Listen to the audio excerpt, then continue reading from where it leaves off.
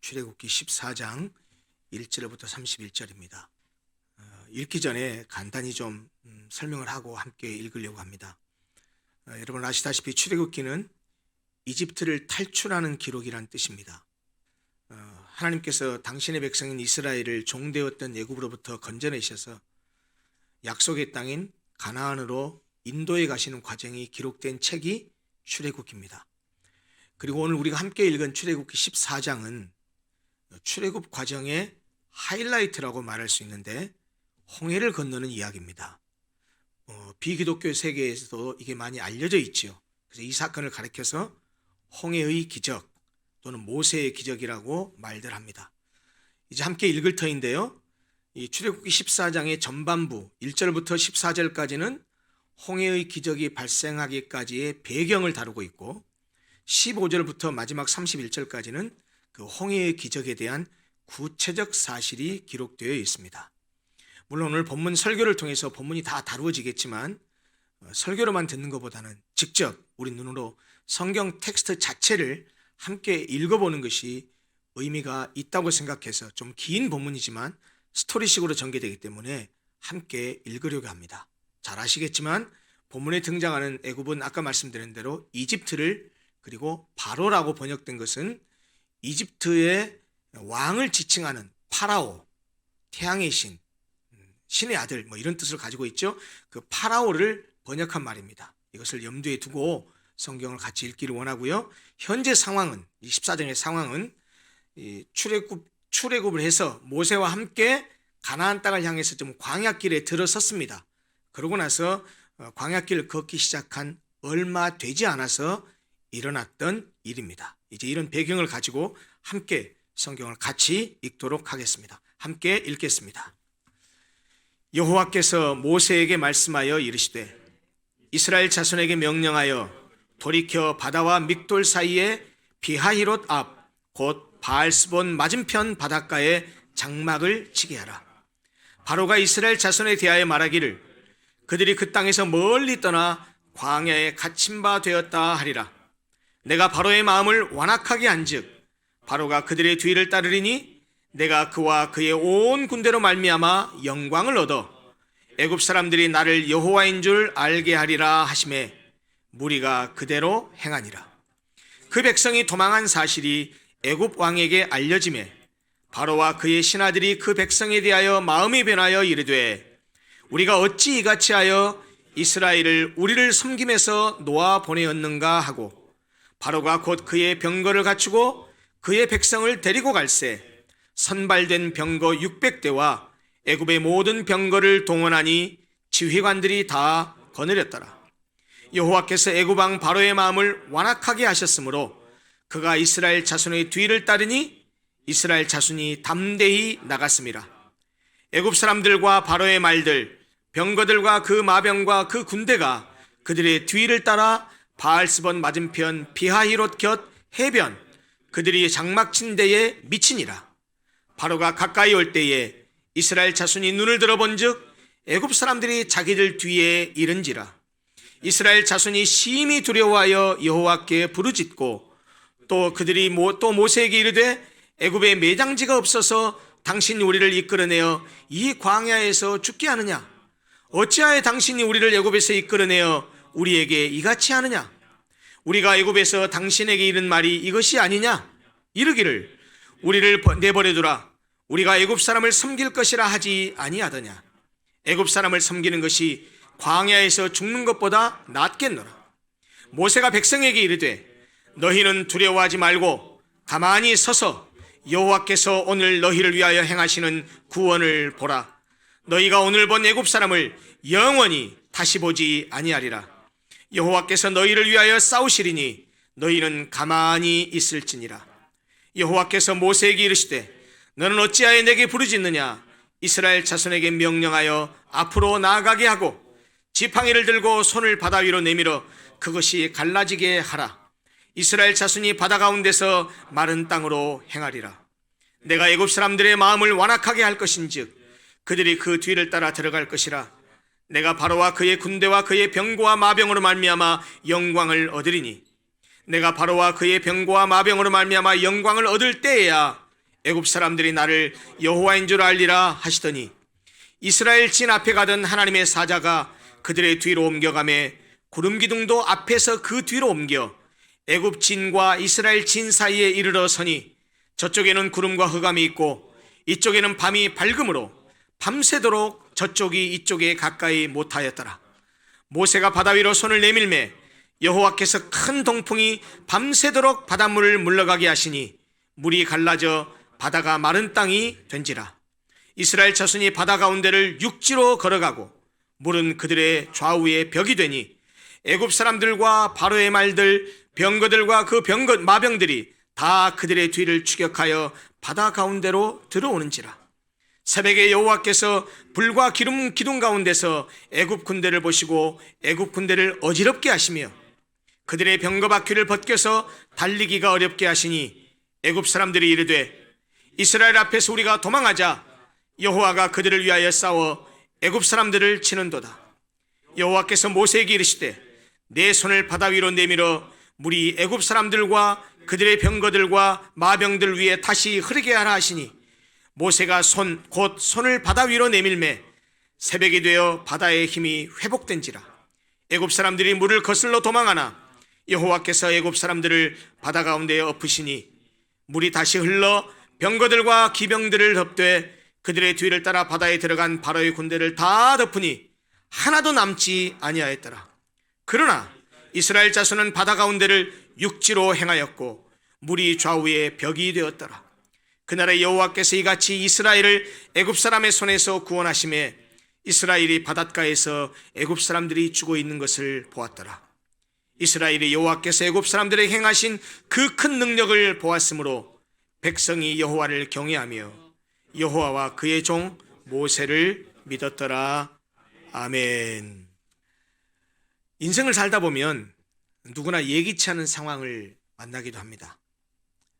순탄하게 진행되던 일들이 갑자기 막히고 예상치 못한 일들이 생겨서 이러지도 저러지도 못하는, 어떻게 할 도리를 찾지 못하는 그런 상황에 직면하기도 합니다.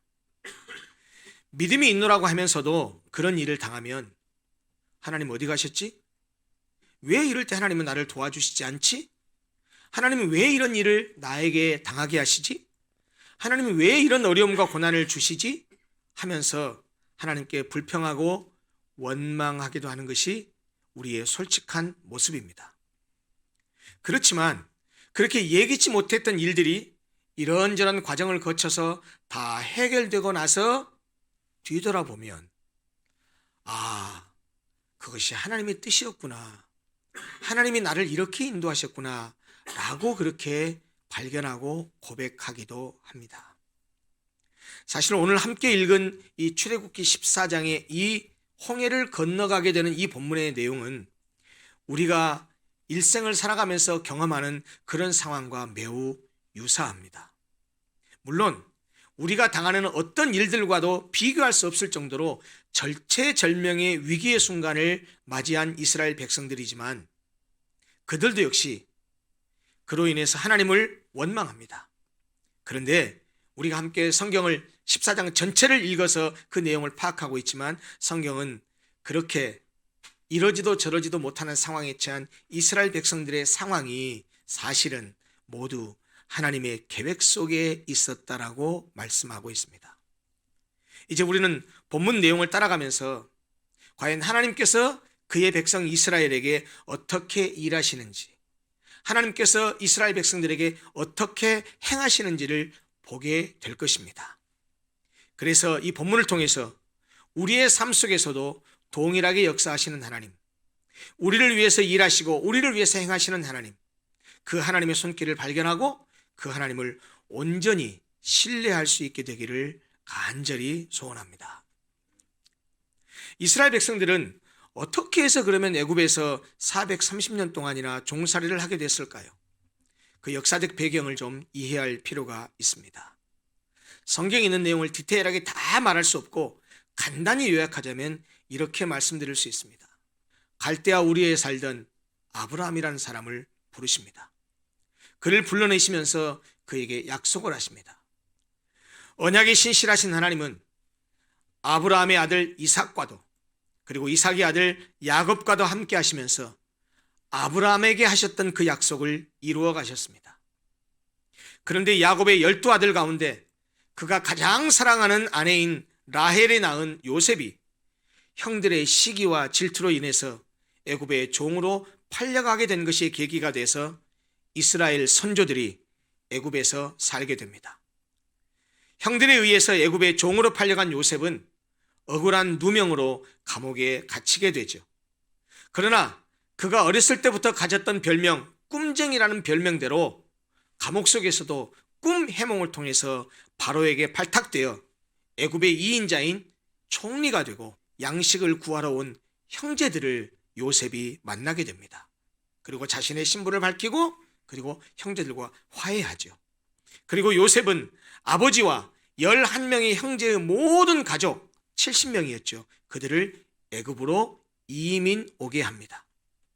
그 후 세월이 흐르면서 이스라엘 백성들은 노예로 전락하게 되죠. 그래서 노예로 전락한 그들이 자그마치 430년 동안이나 종살이를 하게 됩니다. 그러나 그것은 이미 아브라함에게 약속하셨을 때 예언된 말씀이었습니다. 430년 동안 노예 생활하는 동안 이스라엘 백성들은 점점 그 수요가 많아지게 됩니다. 그래서 엄청난 숫자의 큰 민족을 이루게 됩니다. 하나님은 그렇게 역사하심으로 아브라함에게 약속하셨던 내가 너로 큰 민족을 이루게 하리라 라는 약속을 지키셨습니다. 그러나 노예 생활을 하는 이스라엘 백성들로서는 애굽의 왕인 바로의 학대로 인한 고통이 이만저만이 아니었습니다. 그래서 그들은 날마다 하나님께 구원해 달라고 부르짖었습니다. 그리고 자그마치 430년 동안의 종살이 끝에 그들의 오랜 부르짖음이 하늘에 상달되어 하나님께서 그들을 애굽에서 구원하셨습니다. 하나님은 그의 종 모세를 보내서 430년 동안이나 종살이를 하던 애굽에 10가지 재앙으로 징계하십니다. 마지막 10번째 재앙인 장자, 곧 처음 태어난 것들의 죽음 재앙을 통해서 그의 택한 백성 이스라엘들은 안전하고 그리고 전혀 해함이 없이 보호하시면서 바로의 항복을 받아냄으로써 남자들 장정만 60만 명, 그 어마어마한 민족을 이룬 이스라엘을 하나님께서 마침내 애굽의 종의 굴레에서 벗어나게 하셨습니다. 그리고 하나님께서는 낮에는 구름 기둥으로 밤에는 불 기둥으로 보호하시며 그들을 광야길을 통해 가나안 땅으로 인도해 가기 시작하십니다. 바로 그 내용이 출애굽기 13장까지의 내용입니다. 출애굽을 해서 가나안 땅을 향해 가기 시작한 지 얼마 후의 일입니다. 이스라엘을 숫곳이라는 곳에서 에담으로 인도하신 하나님께서 갑자기 모세에게 명하셔서 가던 길을 되돌이키라고 합니다. 방향을 완전히 바꾸어서 바닷가에 장막을 치라고 명하십니다. 모세에게도 이스라엘에게도 이것은 참으로 이해하기 힘든 부분이었을 것입니다. 한두 사람도 아니고 200명도 아니고 200만 명에 이르는 거대한 무리를 이끌어가면서 잘 진행하던 방향에서 돌이켜 반대로 180도 진행 방향을 바꾼다는 것은 거기까지 인도하셨던 그 하나님의 인도가 무엇인가 엄청난 방향착오가 생긴 것으로밖에는 볼 수 없기 때문입니다. 어떻게 전지전능하신 하나님께서 그런 실수를 하실 수 있겠습니까? 그럴 수 없지요. 그렇다면 왜 그랬을까요? 여기는 분명히 무언가 인간의 눈으로는 우리의 생각으로는 알 수 없는 엄청난 하나님만의 계획이 숨어 있음이 틀림없습니다. 실제로 성경도 그렇게 말합니다. 가던 길을 돌이켜 바닷가에 진을 치게 하시는 것은 하나님의 작전 명령이었습니다. 그 작전이 무엇이었습니까? 200만 명이나 되는 사람들이 출애굽한 사건은 이집트뿐만 아니고 주변 국가들이 다 알게 되었을 겁니다. 그런데 탈출한 그 노예들이 광야에 간 지 얼마 지나지 않아서 가던 방향을 되돌이켜서 다시 거꾸로 돌아오면서 바닷가에 진을 치니까 어디로 갈지도 모르고 우왕좌왕하고 있구나 라고 하는 것을 그렇게 생각하고 다시 바로가 그들을 향해서 뒤쫓아가서 다시 그들을 노예로 만들기 위해서 끌고 오려고 하지만 그 일을 통해서 하나님께서 바로와 그 군대를 인하여 하나님이 영광을 얻고 애굽 사람들로 하여금 하나님이 진짜로 유일신이구나, 하나님이 진짜로 전능하신 분이구나, 하나님이 진짜 신이구나 라고 하는 것을 알게 하리라 라고 하는 것입니다. 그것이 하나님의 작전이었다라는 것이죠. 그러기 위해서 그들을 돌이켜서 바닷가에 진치겠다라는 것이죠. 모세는 하나님의 말씀대로 순종해서 이스라엘 백성들로 하여금 가던 길을 되돌리게 합니다. 그리고 하나님의 명령대로 바닷가에 진을 칩니다. 그 바다가 바로 홍해입니다. 그런데 바로가 이 소식을 전해 듣게 되자 그들이 광야에서 헤매는 줄 알고 그들을 놓아보낸 것을 후회해서 병거들을 갖추어 추격하기 시작합니다. 하나님의 작전 계획대로 맞아 들어갑니다. 600승이나 되는 특별 병거, 그리고 애굽에 있었던 모든 병거들을 동원합니다. 그리고 마침내 이스라엘이 장막 친 곳에까지 이르렀습니다. 자, 여러분, 이스라엘 백성의 상황에서, 이스라엘 백성의 입장에서 한번 이 상황을 짐작해 보시고 상상해 보십시오. 물론 우리는 이 사건의 전모를 기록된 성경을 통해서 알고 있습니다. 이 당시의 이스라엘 이들에게 지금 앞에는 홍해요, 뒤에는 애국 군대가 쫓아오는 그 상황에 처해 있는 이스라엘 백성들에게는 어떠했을까요? 그들의 심정은 어떠했을까요? 아마 홍해를 앞에 둔 그 이스라엘 백성들에게는 출애굽한 이후에 맞이한 최대의 위기였을 것입니다. 한마디로 이스라엘 백성들은 사면초가에 놓였습니다. 진퇴양난이었습니다. 앞으로도 갈 수 없고 뒤로 물러날 수 없습니다. 왜요? 앞에는 홍해 바다가 펼쳐져 있고 뒤에는 애굽 군사들이 쫓아와 있기 때문입니다. 마치 샌드위치로 끼어 있고 도간에 든 쥐와 같은 신세였습니다. 이스라엘 백성 입장에서 보면 이렇게 오도 가도 못할 상황이 생길 것을 왜 가던 길을 돌리라고 했는지 하나님의 그 명령이 이해가 되지 않았을 것입니다. 앞으로 어떤 일이 일어날지, 현재 당면하고 있는 이 일이 어떻게 해결될지도 모르는 상황에서 그저 그들에게는 지금 당면한 상황이 목숨을 잃을지도 모를 급박한 상황일 뿐입니다. 그러나 이러한 이스라엘 백성들의 상황은 하나님의 계획이었습니다. 즉 하나님께서 당신의 영광을 위해서 애굽 사람들을 하여금 여호와가 하나님인 것을 알게 하기 위함이었습니다. 출애굽의 광경은 이스라엘 백성들이 출애굽할 때는 강하고 담대하게 그리고 질서정연하게 이루어졌지만 지금 홍해와 바로의 군대 사이에 끼어있는 이스라엘 백성들은 하나님의 계획과 뜻을 깨닫지 못하고 두려움에 떨며 무질서와 혼란에 휩싸이고 맙니다. 10절부터 12절을 보십시오. 이렇게 그 상황을 묘사합니다. 바로가 가까이 올 때 이스라엘 자손이 눈을 들어본 즉 애굽 사람들이 자기들 뒤에 이른지라. 이스라엘 자손이 심히 두려워하여 여호와께 부르짖고 그들이 또 모세에게 이르되 애굽에 매장지가 없어서 당신 우리를 이끌어내어 이 광야에서 죽게 하느냐? 어찌하여 당신이 우리를 애굽에서 이끌어내어 우리에게 이같이 하느냐? 우리가 애굽에서 당신에게 이른 말이 이것이 아니냐? 이르기를 우리를 내버려두라. 우리가 애굽 사람을 섬길 것이라 하지 아니하더냐? 애굽 사람을 섬기는 것이 광야에서 죽는 것보다 낫겠노라. 그들의 상태는 오늘 우리가 방금 읽은 이 본문은요 4가지로 묘사했습니다. 첫째, 두려워했습니다. 눈에 보이는 상황을 보면 두려워하지 않을 수 있겠습니까? 둘째는 하나님께 부르짖었습니다. 그 부르짖었다는 표현만 하고 있지 그것이 어떤 부르짖음인지 성경이 자세히 묘사하고 있지 않지만 그것은 믿음의 기도는 아니었던 것 같아요. 왜냐하면 세 번째, 모세를 향해서 원망하는 것을 보면 알 수 있습니다. 유월절을 통해서 하나님의 능력과 역사를 그들은 경험을 했습니다. 눈으로 보았습니다.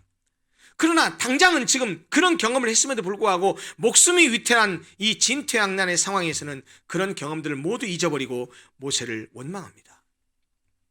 모세를 원망하는 것은 곧 하나님을 원망하는 것과 같죠. 아까 우리가 본문을 읽었지만 묻을 데가 없어서 여기까지 데리고 와서 광야에서 묻히게 하느냐? 우리가 애굽 사람들 섬기고 살 테니까 내버려 두라고 했는데 왜 우리를 이제 데리고 나와가지고 여기서 죽게 하느냐? 애굽 사람들을 섬기는 것이, 종으로 사는 것이 여기서 죽는 것보다 낫지 않느냐라고 원망과 불평을 터뜨렸습니다. 사실 어찌 보면 노예 근성이 다시 발동한 것 같습니다. 그리고 한 가지, 네 번째, 과거를 기억했습니다. 종살이가 더 좋다라는 것이죠. 하나님은 어떤 분이십니까? 그분은 우리의 필요를 공급해 주시는 분입니다. 이스라엘은 위기를 맞이하게 되자 여호와 하나님만으로도 충분하다라는 그런 믿음을 잃어버리고 말았습니다. 어찌 이들만 그러합니까? 우리도 마찬가지죠. 우리도 때때로 위기와 역경 그리고 환난을 당하면 홍해 앞에 이스라엘 백성과 같은 행동을 보이기도 합니다. 홍해 앞에서의 이 한심한 이스라엘 백성들이 바로 그런데 사실 우리 자신의 모습이라는 말입니다. 그러나 우리는 그런 상황에 닥칠지라도 하나님의 계획과 숨겨진 하나님의 뜻을 볼 줄 알아야 됩니다.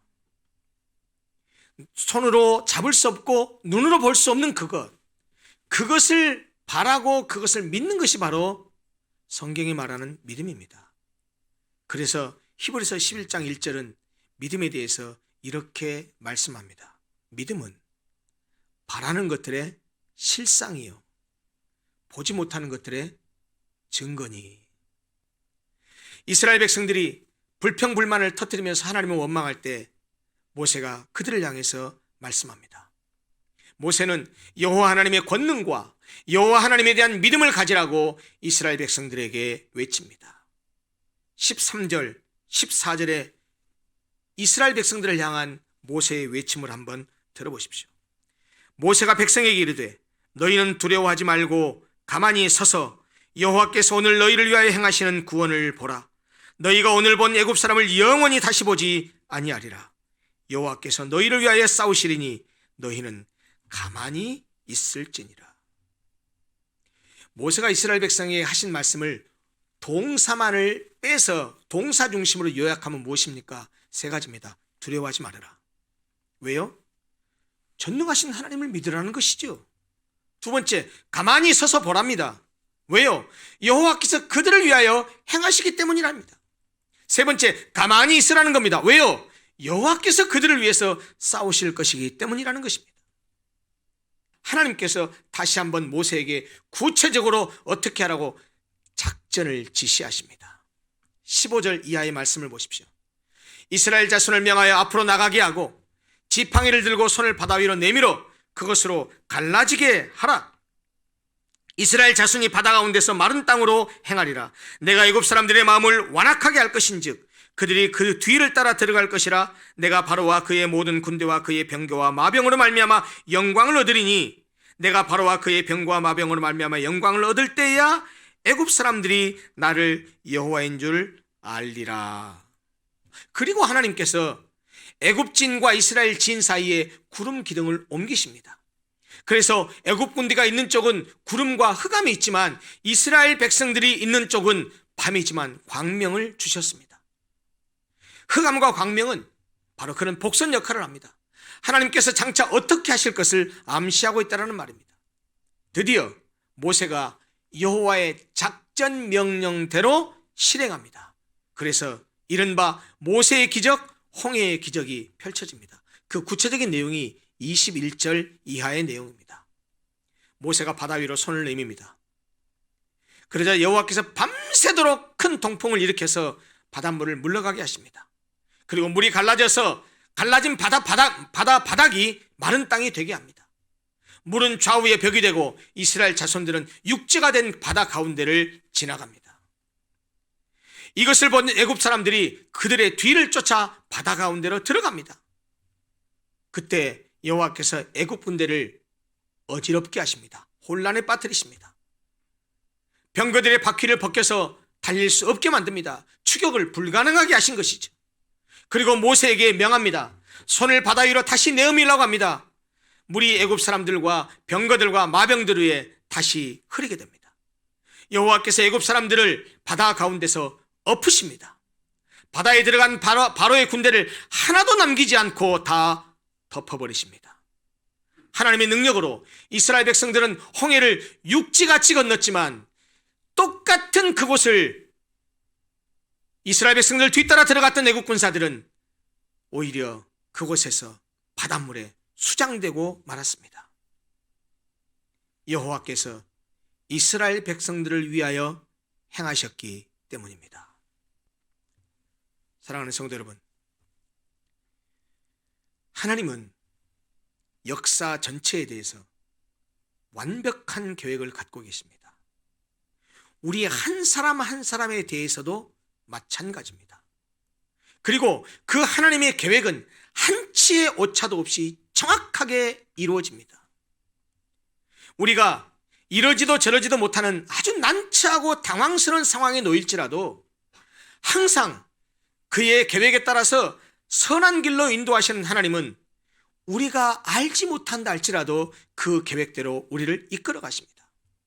그러므로 우리가 어떤 어려움과 고난을 겪게 될지라도, 아니 지금 이스라엘 백성들이 홍해 앞에서 겪었었던 사면초가 진퇴양난의 상황에 놓인다 할지라도, 더 나아가서 목숨이 왔다 갔다 하는 상황에 처할지라도 우리는 반드시 하나님께서 우리를 위해서 행하실 것을 바라고 믿어야 합니다. 여러분, 신앙의 세계에서는 우연이란 없습니다. 모든 것은 하나님의 계획이요 섭리입니다. 그리고 그 하나님의 계획은 절대로 실패하지 않으시며 그가 말씀으로 약속하신 것은 반드시 이루십니다. 하나님께서는 그의 약속을 이행하실 때, 그의 계획을 이루어 가실 때 우리의 생각을 초월해서 일하십니다. 여러분, 오늘 우리가 함께 보았던 이 홍해 도하 사건, 이 사건도 마찬가지 아닙니까? 이스라엘 백성들이 홍해를 앞에 두고 뒤에 애국 군사를 샌드위치 사이에 끼어 있을 때 홍해를 건너갈 생각을 했을까요? 홍해를 건너간다 할지라도 어떻게 건너갈까요? 헤엄쳐서 건너가겠죠. 그런데 이렇게 육지처럼 건너가야 될 것을 상상해냈겠습니까? 인간이 상상할 수 있는 일이 아닙니다. 그런데 하나님이 함께 하셔서, 하나님께서 그들을 위하여 행하셔서 그렇게 되었습니다. 홍해를 육지처럼 건너갔습니다. 이것이 하나님의 능력이요, 이런 일이 가능한 것은 하나님이기에 가능한 일이라는 말입니다. 우리에게는 말도 안 되는 이야기일지 몰라도 전능하신 하나님으로서는 아주 쉽고도 간단한 일입니다. 여러분, 오늘 우리가 본문에서 보았지만 이스라엘 백성들이 홍해를 건너갈 때 한 일이 뭐가 있습니까? 댐을 막아놓고 물을 포기를 했습니까? 뭘 했습니까? 그저 하나님이 말씀하신 대로 모세는 순종했고 바다로 가라고 하니까 갔고 하나님의 능력으로 바다가 펼쳐져서 그들이 육지처럼 건너간 것입니다. 여러분, 이스라엘로 하여금 홍해를 건너가게 하신 하나님, 그 하나님이 우리가 믿는 하나님과 다른 하나님입니까? 우리가 믿는 하나님이 바로 그 하나님 아닙니까? 동일한 하나님 아닙니까? 그리고 홍해 앞에 이스라엘 백성들을 위해서 기적을 행하신 하나님은 그때만 그렇게 기적을 행하셨습니까? 오늘날은 기적을 베풀 능력이 없으십니까? 오늘날은 그런 기적을 베풀지 않으십니까? 오늘날 우리를 위해서도 동일하게 일하시고 동일하게 행하시는 분이 바로 그 하나님이십니다. 그러므로 우리가 어떤 어려움과 어떤 황당하고 당혹스러운 상황에 놓여 있다 할지라도, 전혀 예기치 않은 상황에 우리가 당면해 있다 할지라도, 내가 인간적인 방법으로 할 수 있는 걸 다 해봐도 모든 것이 불가능한 상황에 놓여 있다 할지라도, 그러나 하나님, 우리를 위해서 행하시는 하나님을 믿습니다. 홍해를 육지처럼 건너가게 하신 하나님을 믿습니다 하는 그런 믿음을 가지고 우리를 위해서 행하시는 그 하나님을 볼 줄 알아야 한다는 말입니다. 당대 최강의 국가인 애굽이 그들을 헤아려 했으나 오히려 애굽의 백성들은, 애굽의 군사들은 홍해에 수장되어 버린 것처럼 그 어떤 것도 하나님을 막을 수가 없고 그 어떤 능력과 어떤 권세도 하나님이 행하시고자 하는 것을 막을 수는 없습니다. 하나님이 우리를 위하시면 누가 우리를 이길 수 있겠습니까? 어떤 상황 속에서라도 아무리 불가능해 보이는 상황이라 해도 우리를 위하여 행하시는 하나님을 바라보십시오. 전능하신 하나님을 바라보시고 그 하나님을 믿으십시오. 그 하나님에 대한 믿음이 없으면 눈에 보이는 것을 두려워하게 되고 우리가 해본 인간적인 방법으로 불가능한 것들에 대해서 어려움 앞에서 좌절하고 포기하고 맙니다. 그러나 우리를 위해서 행하시는 전능하신 하나님을 볼 줄 아는 믿음, 그분을 온전히 신뢰하는 믿음이 있으면 불가능이 가능하게 되고 내가 할 수 없는 일이 가능하게 됩니다. 내 능력이 아니고 우리를 위해서 행하시는 하나님의 능력으로 말입니다. 사랑하는 성도 여러분, 인생을 살아가면서 누구나 오늘 본문에서 보았었던 이스라엘 백성들처럼 홍해와 같은 한계 상황에 직면하게 될 때가 있습니다. 당황하지 마십시오. 포기하지 마십시오. 우리를 위해서 행하시는 하나님을 바라보십시오. 홍해 앞에 이스라엘 백성들에게 모세가 외쳤던 것처럼 때로는 우리가 할 일이라는 것은 아무것도 없고 그냥 가만히 있는 것, 가만히 있는 것, 그것만이 필요할 때가 있습니다. 하나님께서 자기 백성들을 위해서 싸워주십니다. 사랑하는 성도 여러분, 그런 하나님에 대한 믿음, 나를 위해서 행하시는 하나님, 나와 함께 하시는 하나님, 전능하신 그 하나님이 나의 하나님이요, 이스라엘 백성들을 하여금 홍해를 건너가게 하신 하나님이 바로 내 하나님이라고 믿는 그런 온전한 믿음이 우리의 일상에서 기적을 일으킵니다. 사랑하는 성도 여러분, 어떤 어려움을 만나고 내가 행할 수 없는 어떤 위기 상황에 봉착했다 할지라도 낙심하지 마십시오. 포기하지 마십시오. 우리는 할 수 없으나 홍해를 육지처럼 건너가게 하신 그 하나님의 능력이라면 불가능한 것이 없습니다. 그분은 말씀 한마디로 천지를 창조하신 창조주십니다. 이 믿음 붙들고 살아가시면서 인생에 다가오는 모든 역경과 환난을 극복하시면서 믿음으로 승리하며 살아가는 사랑하는 모든 성도들이 되시기를 간절히 소원합니다. 기도하겠습니다.